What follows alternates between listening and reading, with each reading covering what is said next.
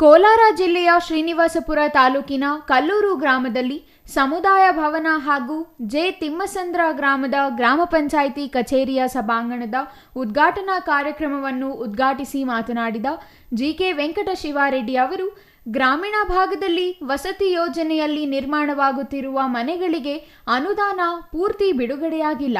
ಅಧಿಕಾರಿಗಳೊಂದಿಗೆ ಸಭೆ ನಡೆಸಿದಾಗ ಅಧಿಕಾರಿಗಳು ಅನುದಾನ ಬಿಡುಗಡೆಯಾಗದ ವಿಚಾರವನ್ನು ಕೇಳಿ ಬೇಸರವಾಗಿದೆ. ಅದಕ್ಕೆ ಅನುದಾನ ಬಿಡುಗಡೆ ಮಾಡಬೇಕು. ಗ್ರಾಮೀಣ ಭಾಗದಲ್ಲಿ ಜೆಜೆಎಂ ಕಾಮಗಾರಿಗಳು ಅರ್ಧಂಬರ್ಧ ಮುಗಿಸಿರುವ ಗುತ್ತಿಗೆದಾರನನ್ನು ವಿಚಾರಿಸಿದಾಗ ಅನುದಾನ ಕೊರತೆಯ ಬಗ್ಗೆ ಸಮಸ್ಯೆ ತಿಳಿಸಿರುವುದು ಬೇಸರ ವ್ಯಕ್ತಪಡಿಸಿದರು. ನಾನು 43 ವರ್ಷದಿಂದ ನಿಮ್ಮೆಲ್ಲರ ಆಶೀರ್ವಾದದಿಂದ ಶಾಸಕನಾಗಿದ್ದೇನೆ. 5ನೇ ಸಾರಿ ಯಾವತ್ತೂ ಕೂಡ ಪ್ರತಿಯೊಂದು ವರ್ಷನೂ ಕೂಡ ಮನೆಗಳು ಡಿಸ್ಟ್ರಿಬ್ಯೂಟ್ ಮಾಡ್ತಾ ಇದ್ದು, ಮನೆಗಳು ಎಲ್ರಿಗೂ ಕೂಡ ತಲುಪುವಂತೆ ಎಲ್ಲಾ ಗ್ರಾಮಗಳಿಗೆ ಫಲಾನುಭವಿಗಳಿಗೆ ಕೊಡ್ತಾ ಇದ್ದೆ. ಈಗ ಪರಿಸ್ಥಿತಿ ಬದಲಾವಣೆ ಆಗಿದೆ. ಬಹಳ ದುಃಖ ಆಗುತ್ತೆ ನನಗೆ. ಯಾಕಂದ್ರೆ ಮನೆಗಳಿಗೆ ಬಹಳ ಇಂಪಾರ್ಟೆಂಟ್. ಇವತ್ತು ಅನೇಕ ಜನ ಗ್ರಾಮಾಂತರ ಪ್ರದೇಶದಲ್ಲಿ ಇವತ್ತು ಕೂಡ ಮನೆಗಳಿಲ್ಲ, ಸೈಟುಗಳಿಲ್ಲ ಅಂತ ಒಂದು ಪರಿಸ್ಥಿತಿ ಏನಿದೆ. ಪ್ರಥಮವಾಗಿ ಸರ್ಕಾರ ಪ್ರಥಮ ಆದ್ಯತೆಯನ್ನ ಮನೆಗಳು ಕೊಡುವುದಕ್ಕೆ ಮೀಸಲಿಡಬೇಕು. ಇವತ್ತು ಕುಡಿಯುವ ನೀರು ಕೊಡ್ತಾ ಇದ್ದೇವೆ. NREG ಈ ಯೋಜನೆ ಬಂದಿದೆಯಲ್ಲಪ್ಪ, ಜಲ್ ಜೀವನ್ ಕಾರ್ಯಕ್ರಮದಲ್ಲಿ ಎಲ್ಲ ಗ್ರಾಮಗಳಿಗೂ ಅದಕ್ಕೂ ಕೂಡ ಸರಿಯಾಗಿ ಡಿಸ್ಟ್ರಿಬ್ಯೂಟ್ ಆಗ್ತಾ ಇಲ್ಲ. ದುಡ್ಡು ಸರಿಯಾಗಿ ಬಂದಿಲ್ಲ. ಬರದೇ ಇರೋದಕ್ಕೋಸ್ಕರ ಇವತ್ತು ಗ್ರಾಮಾಂತರ ಪ್ರದೇಶದಲ್ಲಿ ನಾನ್ ನೋಡ್ತಾ ಇರೋದು, ಅರ್ಧ ಮಾಡ್ತಾರೆ, ಅರ್ಧ ಬಿಡ್ತಾರೆ, ಅರ್ಧ ಮಾಡ್ತಾರೆ.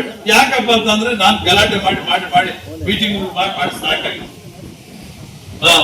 ಅದು ಇನ್ನ ದುಡ್ಡು ಬರ್ಲಿಲ್ಲ ಸರ್, ನಾವೇನ್ ಮಾಡೋದು ಅಂತ ಹೇಳಿ ಅವರ ಸಮಸ್ಯೆಯನ್ನು ನಮ್ಮ ಮುಂದೆ ಇರ್ತಾರೆ.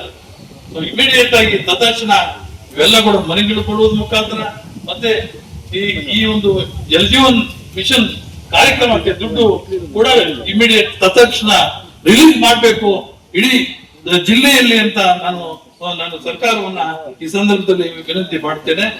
ಕಳೆದ 10 ವರ್ಷಗಳಿಂದ SC ST ಹಿಂದುಳಿದ ವರ್ಗಗಳಿಗೆ ಉಚಿತ ಕೊಳವೆ ಬಾವಿ ಕೊಟ್ಟಿಲ್ಲ. ಈ ಬಾರಿ 400ಕ್ಕೂ ಹೆಚ್ಚು ಕೊಳವೆ ಬಾವಿಗಳಿಗೆ ಕೊಡಲಾಗಿದೆ ಎಂದರು. ಪ್ರಸ್ತುತ KC ವ್ಯಾಲಿ ನೀರು 3ನೇ ಹಂತದಲ್ಲಿ ಶುದ್ಧೀಕರಣ ಮಾಡಿದರೆ ನೀರು ಕೊಡಿ, ಇಲ್ಲವಾದರೆ ನಮ್ಮ ಕೆರೆಗಳಿಗೆ ನೀರು ಬೇಡ ಎಂದು ಸರ್ಕಾರವನ್ನು ಒತ್ತಾಯ ಮಾಡಿದ್ದೇನೆ. ಎತ್ತಿನಹೊಳೆ ನೀರನ್ನ 2027ಕ್ಕೆ ಬಿಡುಗಡೆ ಮಾಡಿರುವುದಾಗಿ ಉಪಮುಖ್ಯಮಂತ್ರಿ DK ಶಿವಕುಮಾರ್ ಆಶ್ವಾಸನೆ ವ್ಯಕ್ತಪಡಿಸಿದ್ದಾರೆ. ಅಲ್ಲದೆ ಮುಂದಿನ ತಿಂಗಳು 67 ಕಿಲೋಮೀಟರ್ ಪೈಪ್ಲೈನ್ಗೆ ಭೂಮಿ ಪೂಜೆ ಮಾಡುವುದಾಗಿ ತಿಳಿಸಿದ್ದಾರೆ. ಕ್ಷೇತ್ರದಲ್ಲಿ 7 ಹೋಬಳಿಗಳಿದ್ದು 400 ಹಳ್ಳಿಗಳು ಇವೆ. ಕ್ಷೇತ್ರದ ಎಲ್ಲ ಹಳ್ಳಿಗಳನ್ನು ಅಭಿವೃದ್ಧಿಪಡಿಸುವ ಕನಸನ್ನು ಹೊಂದಿದ್ದೇನೆ. ಆದರೆ ರಾಜ್ಯ ಸರ್ಕಾರ ಸರಿಯಾಗಿ ಅನುದಾನಗಳನ್ನು ಬಿಡುಗಡೆ ಮಾಡುತ್ತಿಲ್ಲ ಎಂದರು. ಸಂಸದ ಮಲ್ಲೇಶ್ ಬಾಬು ಮಾತನಾಡಿ, ಕೇಂದ್ರ ಸರ್ಕಾರ ಗ್ರಾಮೀಣ ಅಭಿವೃದ್ಧಿಗಾಗಿ ಅನೇಕ ಯೋಜನೆಗಳನ್ನು ತಂದಿದೆ. ಆದರೆ ರಾಜ್ಯ ಸರ್ಕಾರವು ಕೇಂದ್ರ ಸರ್ಕಾರಕ್ಕೆ ಎಲ್ಲಿ ಒಳ್ಳೆಯ ಹೆಸರು ಬರುತ್ತದೋ ಎಂಬುದನ್ನು ಅರಿತು ಕೇಂದ್ರ ಸರ್ಕಾರದ ಯೋಜನೆಗಳಿಗೆ ಸ್ಪಂದನೆ ನೀಡುತ್ತಿಲ್ಲ. ನಾನು ಕ್ಷೇತ್ರ ಅಭಿವೃದ್ಧಿಗಾಗಿ ಅನುದಾನಗಳ ಬಗ್ಗೆ ಚರ್ಚಿಸಿದಾಗ ರಾಜ್ಯ ಸರ್ಕಾರದಿಂದ ಅನುಮೋದನೆ ತರುವಂತೆ ತಿಳಿಸುತ್ತಾರೆ. ಶ್ರೀನಿವಾಸಪುರ ಕ್ಷೇತ್ರಕ್ಕೆ ಅಭಿವೃದ್ಧಿ ಮಾಡಿಕೊಡ್ತಾರೆ ಅನ್ನೋ ನಂಬಿಕೆ ನನಗೂ ಇದೆ, ಅವ್ರಿಗೂ ಇದೆ. ಯಾಕಂದ್ರೆ ಏನಾದರೂ ಮಾಡಿದಾಗ ಒಂದು ವುಮೆನ್ ಅಂಡ್ ಚೈಲ್ಡ್ ಹಾಸ್ಪಿಟಲ್ ಬೇಕು ಅಂತ ಬಹಳ ಒತ್ತಾಯ ಮಾಡ್ತಾರೆ. ಅದನ್ನ ಆಲ್ರೆಡಿ ಪ್ರಸ್ತಾವ ಸೆಂಟ್ರಲ್ ಇದರಲ್ಲಿ ಇಟ್ಟಿದ್ದೀವಿ. JP ನಡ್ಡಾ ಸಾಹೇಬ್ರಿಗೆ ಇಡಬೇಕು ಅಂತ. ಅದು JP ನಡ್ಡಾ ಸಾಹೇಬ್ರಿಗೆ ಬರಲ್ಲ, ಅದು ಬೇರೆ ವುಮೆನ್ ಅಂಡ್ ಚೈಲ್ಡ್ ವೆಲ್ಫೇರ್ ಇದಕ್ಕೆ ಬರುತ್ತೆ. ಸೊ ಅಲ್ಲಿಗೂ ಇದು ಕೊಟ್ಟಿದ್ದೀವಿ ನಾವು ಪ್ರಸ್ತಾವನೆ. ಸೊ ಹಂಗೆ ಸೆಂಟ್ರಲ್ ಇಂದ ಏನು ಬರುತ್ತೋ ಅದನ್ನು ದಯವಿಟ್ಟು ನೀನು ಮಾಡುವ ಅಂತ ಹೇಳಿ ಗಲಾಟೆ ಮಾಡ್ತಾರೆ.